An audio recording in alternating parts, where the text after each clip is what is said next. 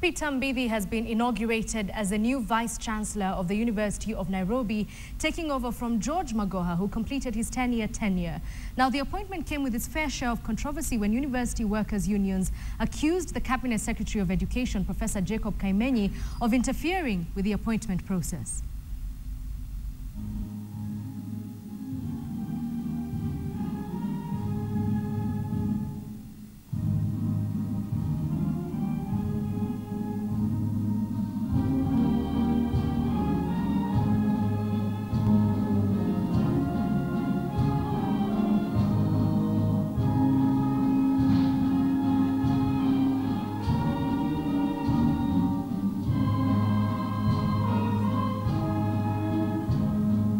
Ladies and gentlemen, the task ahead of us is challenging. Yet, the university will not relent in its endeavor to realize a horizon of opportunities for exploiting and competing with reputable universities worldwide. Into the future. Well, we'll get back to matters education in just a short while, but right now let's focus on a family from Nandi County who have emerged to claim the body of Mesha Kiebei as their own. The family has convened at the Moi Teaching and Referral Hospital, and this family claims that their kin went missing last year and the body is not actually Mesha Kiebei. We're now joined on phone by Mercy Kandia with the very latest. And Mercy, I do understand that the CID have already conducted preliminary investigations which show that the fingerprints are not actually of Mesha Kiebei, but how accurate is this? Yes. Thank you very much. The team is led by John Pariuki, who's in charge of serious crimes unit, and he says that the investigations have taken a new dimension. So the body that was found at Yala, they took fingerprints, and according to the database National Registration Bureau, the body belongs to Yusuf Hussein, and Yusuf Hussein is from Siripa Posta in Kaimosi. So the biometric identification is, according to the CID, is 60% accurate.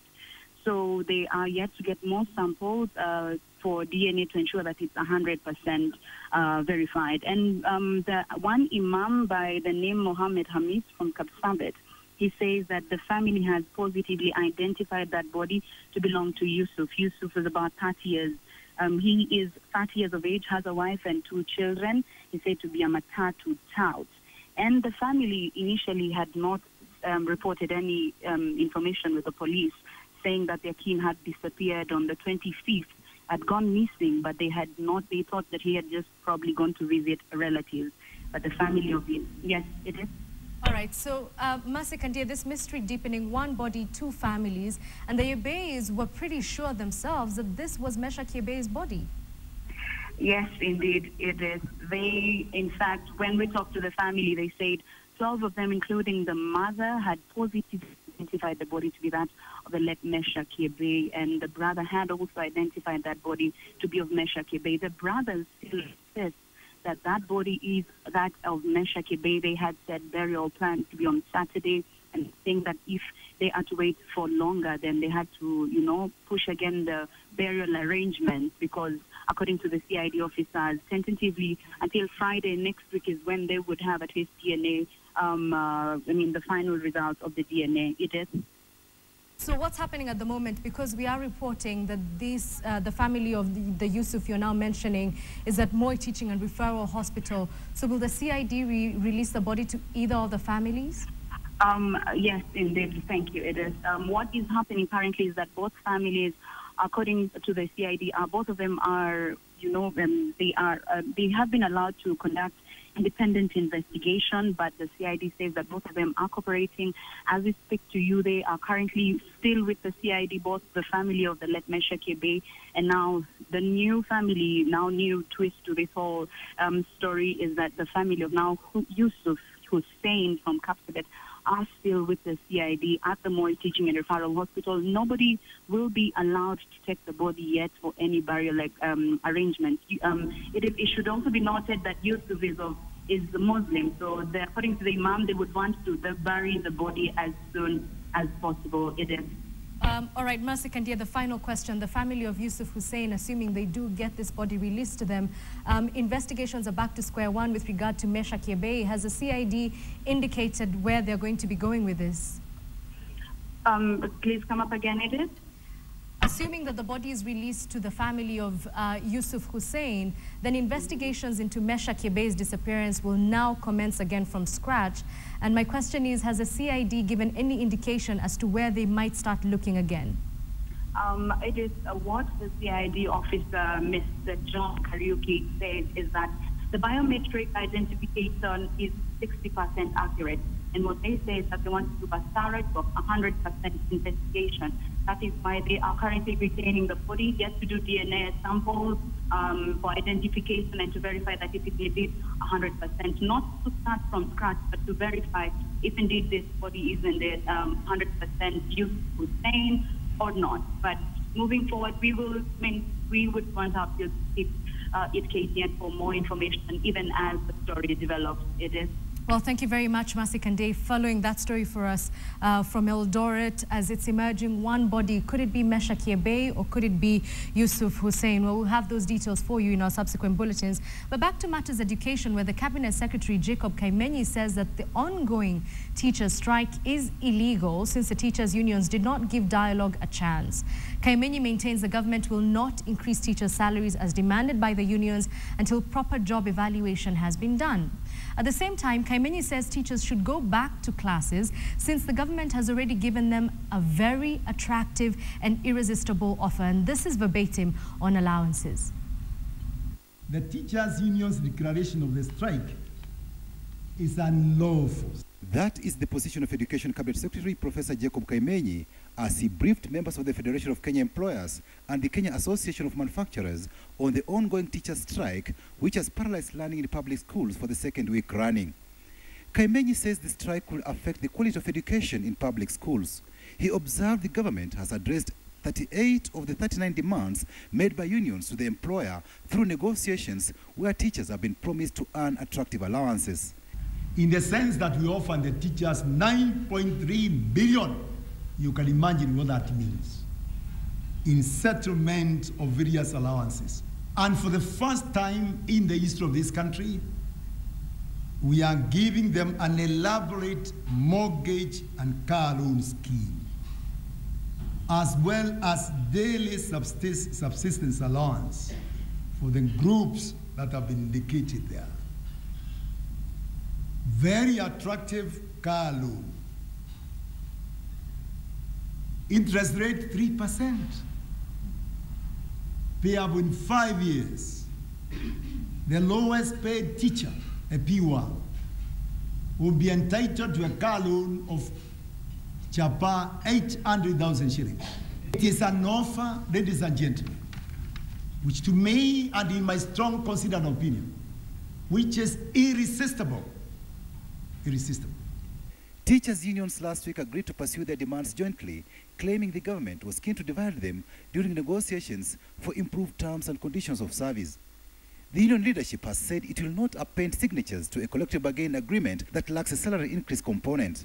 But Kaimenyi says teachers' salary demands are insensitive. Their demands are nothing else but an economic suicide. As a nation, I don't think we are in that game.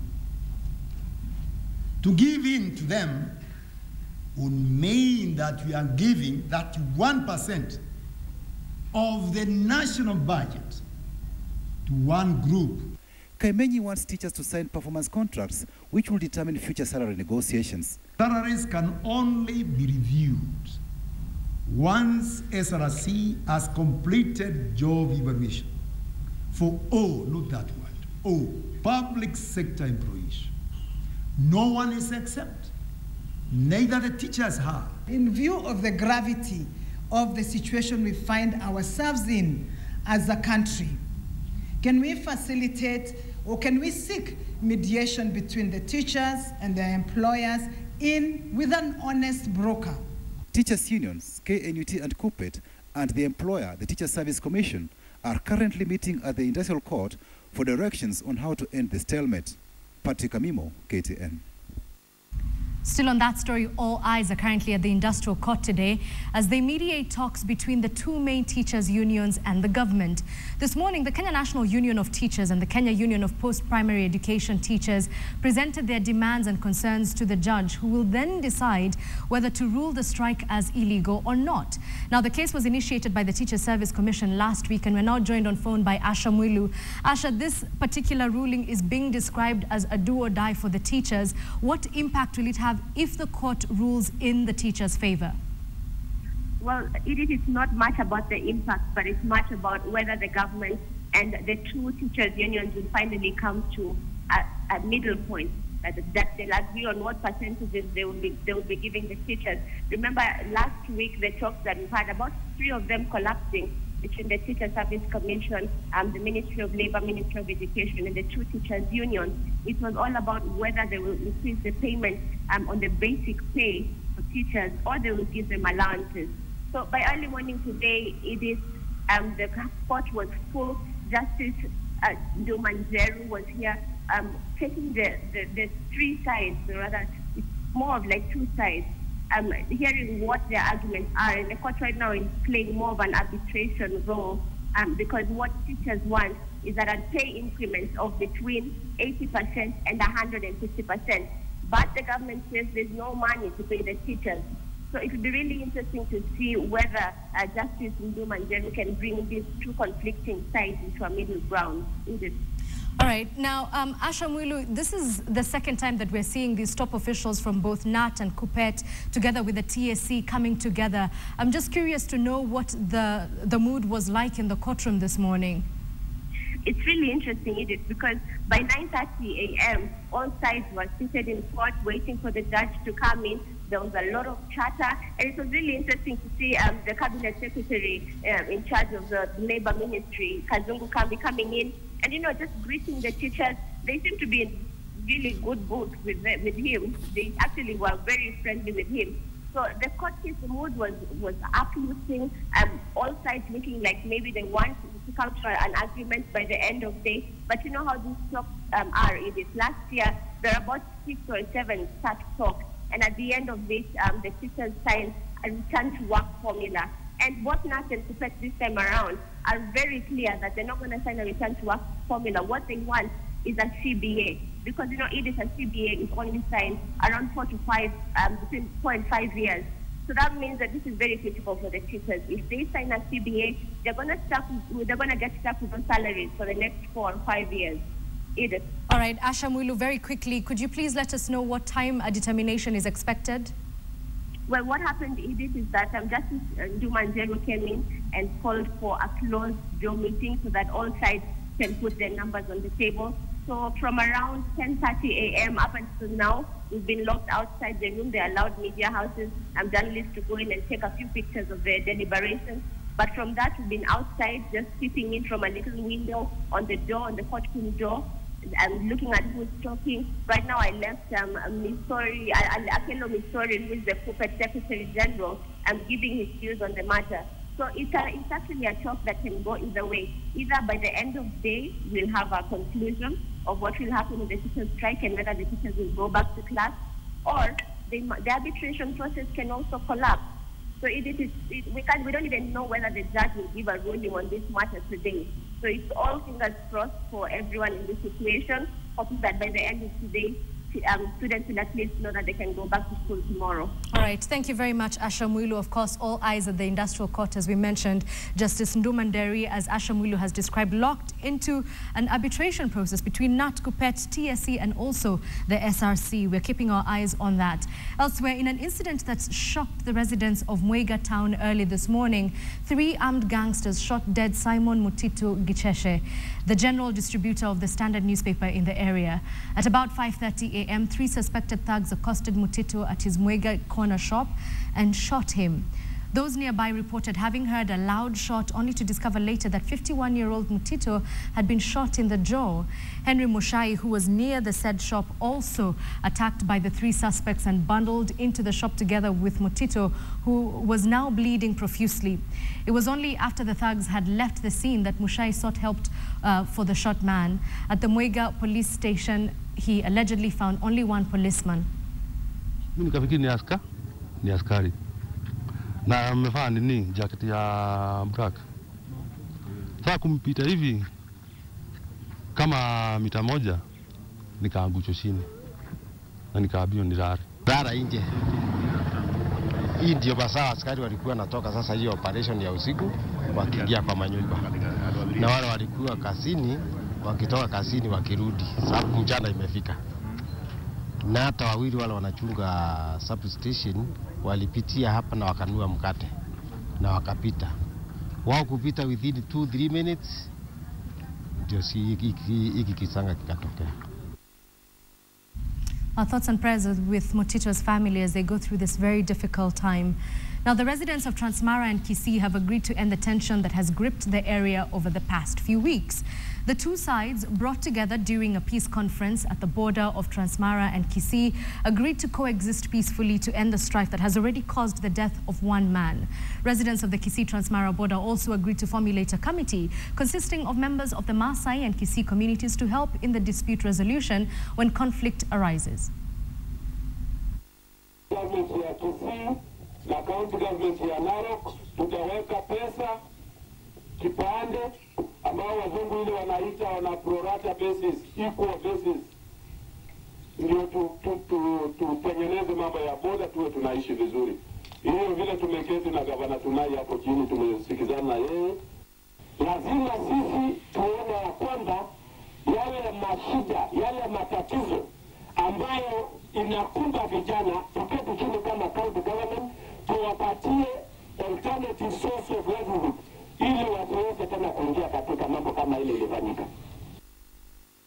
Let's now go to the North Rift, where farmers and environmentalists have raised the alarm of an invasive weed that has now eaten up more than 4,000 acres of the Cherangani forest. The weed known as yellow cestrum is not even eaten by livestock, and as Masi Kandia now reports, even farmers are now at risk. From afar, it would seem as if the forest is thriving, but it's not. It's actually being choked by a weed, one that is yet to be fully understood. But the residents here know that it is no good.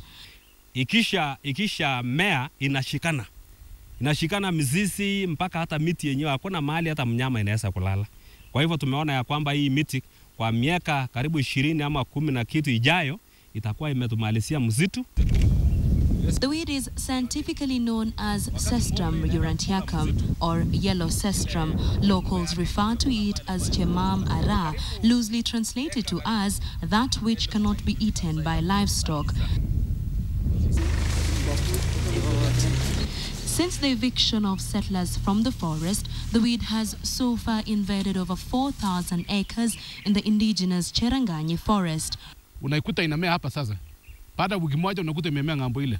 Baada wiki ingine imemea huko, sijui nini inapeba. Maana hata ukiguza ina harufu mbaya. Harufu hii hata ukiingia ndani yake ikikushika ni mpaka uende utoe nguo ioshwe ili uweze kukaa kwa njia nzuri. Hii nini yake hakuna hata nyuki inakula. Nyuki hizi. Residents are now appealing for urgent intervention. Their farms are also at risk, with many uprooting the weed to contain it. Wanyama wetu walikuwa ukula nyazi ndani ya hii msitu. Kwa hivyo wakati hii miti ilipoingia ndani, wakati mwingine ng'ombe inapoenda ikirudi nyumbani jioni, ng'ombe unaona tu inaanguka chini na ukufa na tumbo inafura. Wakati unachinja ng'ombe unapata ile vyakula ambayo ilikuwa imekula inachamuka. Inachamuka kuna kitu kama bofu. Kenya Forest Service say they are aware of the weed and have sent samples to the Kenya Forest Research Institute to come up with recommendations to rid it off. In the meantime, mobilizing resources to get rid of the weed manually before KEFRI comes out with a long-lasting solution of eradicating the plant. Uzalishaji wa watu kwa wengi ndio ilifanya msitu kafanya nini? Ikaisha. Ni kama umuti. Vile inasambaa ni vile watu usaana. In efforts to conserve forest that are water towers, the government evicted forest dwellers. Environmentalists in Elgeyo Marakwet County have raised an alarm over the invasive weed that could soon destroy the forest. Maasikandia KTN, Cheranganya Forest, Elgeyo Marakwet County. Are you an owner of a building or possibly a contractor? Well, the National Construction Authority, or NCA, will soon be allowed to prosecute contractors and building owners guilty of violating building codes. The move is meant to strengthen the regulator's mandate in streamlining Kenya's construction industry. Of course, this comes in the wake of a series of buildings collapsing in two residential buildings that resulted in the death of 4 people and injuring dozens. The authority is working to have its mandate extended from only investigating and arresting rogue contractors to prosecuting them. By having prosecutorial powers, this will enable the state-owned body to have a firm hand in dealing with rogue contractors. Reports of shoddily done buildings have been a thorn in the flesh in the country's real estate sector for years now. The president has weighed in on the matter, putting City Hall and Land Ministry officials on notice and demanding an audit of all buildings with a report on the same, which should be ready in the next 6 months. Elsewhere, the Energy Regulatory Commission is this afternoon set to announce new fuel prices to be in place for the next 1 month. Consumer expectation is high that fuel will drop below 100 shillings per litre this month, following a drop in global oil prices. Now, oil prices have dropped by close to 57%, retailing at $45.25 per barrel, down from $106 a barrel mid last year. For the last 4 months, the energy regulator has announced a reduction in fuel prices. However, players in the industry say the drop in prices may not be as drastic for consumers, since Kenya is a net importer of refined oil, as well as taxes and the time lag between when the global prices fall and the actual receipt of the specific cargo at Kenyan depots for the differences. Globally, that is crude oil, and it is crude oil being quoted from a particular place on a particular day, almost a spot price. What we are importing here into the country is refined product. So you have to add all that in, that you take that crude oil, you have to refine it, you have to put it on a ship and transport it and then bring it here. So you're not going to get that direct shilling for shilling effect because that is crude oil. It is not the product that we have here. What we have here is after the product is refined. There's no denying that being named the best footballer in the world is thrilling. Real Madrid striker Cristiano Ronaldo, who was crowned the 2014 Ballon d'Or winner, is not only elated, but the Portugal national team captain says he deserved the accolade. Ronaldo beat Barcelona's Lionel Messi to second position, while Germany and Bayern Munich keeper Manuel Neuer came in third.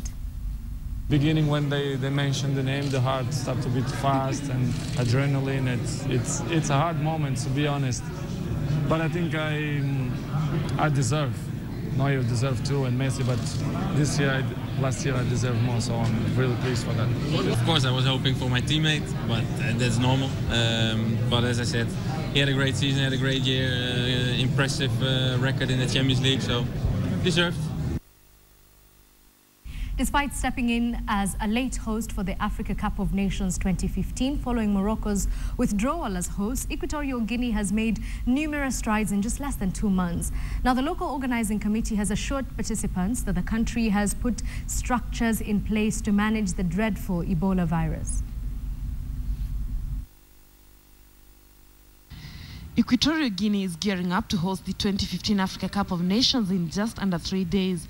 The country was a last-minute stand-in after Morocco was stripped of the right to host the event when the country said it wanted to postpone the tournament due to fears over the Ebola epidemic. At the time, Morocco said it didn't have the infrastructure to handle such a situation, and it's not any different in Equatorial Guinea. I don't think we're equipped, and I don't think any country is equipped to handle the security and checks on so many people. Equatorial Guinea is, however, confident it can handle the challenge ahead. The small country, nestled between Cameroon and Gabon, has so far managed to steer clear of the Ebola virus that has infected more than 20,000 people in Western Africa. The government says that strict precautionary measures will be in place as teams arrive from across the continent. We are going to follow the guidelines of the World Health Organization, as prevention is at the heart of what the National Committee of Ebola Vigilance in Equatorial Guinea is doing. Comité Nacional de Vigilancia del Ébola en Guinea Ecuatorial. All visitors will have their temperatures tested as soon as they disembark from their planes in the capital, Malabo. There are plans for 3 isolation units to be built for people suspected of carrying the disease, and the Guinean government has recruited 50 Cuban doctors for prevention purposes. So far, this strategy has paid off, and despite the presence of the virus in West Africa, no country or player has refused to take part in the championship. In Morocco, life is going on as normal, with residents not appearing bothered by the fact that the Northern African country missed out on a huge opportunity to welcome the whole continent to their backyard. With the Moroccan national team also not taking part in the competition, it's not clear if the country will be following the Africa Cup of Nations. Lane Washira, KTN Sports. Well, that's where we wrap up this edition of KTN Newsdesk. Thank you for your company. However, before I let you go, did you know, 2 did you know facts today? We can actually control our dreams. Sleep studies, there's actually such a thing as sleep studies, have shown that with practice, we can dream about specific things, solve problems, end recurring nightmares, or even increase the chance of a lucid dream just by practicing the right techniques. What are the right techniques, you ask? I don't know. Why don't you Google that? Did you also know there's a small village in Holland that's only for people with dementia? It's designed to be a normal environment with a secured perimeter so patients can safely roam the grocery store, restaurants, go for movies, cafes and gardens without feeling locked down and confused. My name is Edith Kimani. Thank you for your company. See you tomorrow, same time, same place. Keep it KTN.